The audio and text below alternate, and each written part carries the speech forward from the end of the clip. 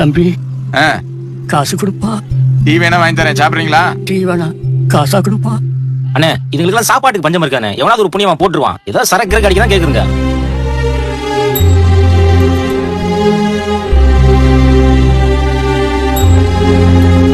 இன்னைக்கு பள்ளிக்கூடத்துல பணம் கட்டணும் சொன்னல, இந்தா இதுல 110 ரூபாய் இருக்கு. தாத்தா 150 ரூபாய் வேணும் தாத்தா. இன்னும் காசு வேணுமா? சரிம்மா, நாளைக்கு கொடுக்குறேன்னு பாத்தியாட்ட சொல்லி பாருமா. இல்ல தாத்தா, இன்னைக்குதான் கடைசி நாள்.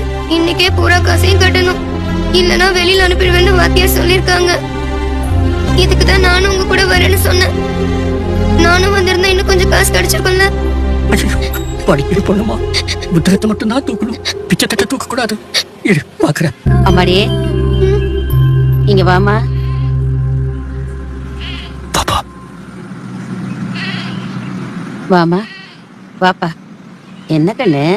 இன்னைக்கு பள்ளிக்கூடத்துக்கு பணம் கட்ட கடைசி நாள். தாத்தா 110 ரூபாய் தான் வச்சிருக்காரு. பூரா பணமும் கட்டினாதான் பள்ளிக்கூடத்துக்கு போக முடியும். நீ நல்லா படிப்பியாப்பா? எங்க கிளாஸ்லயே நான் தான் 2வது ரேங்க். இதுல எவ்வளவு இருக்குன்னு தெரியல. இந்த வச்சுக்கம்மா. வாங்கி இந்த இட்லியை வாங்கிக்கோங்க பாட்டி. இப்ப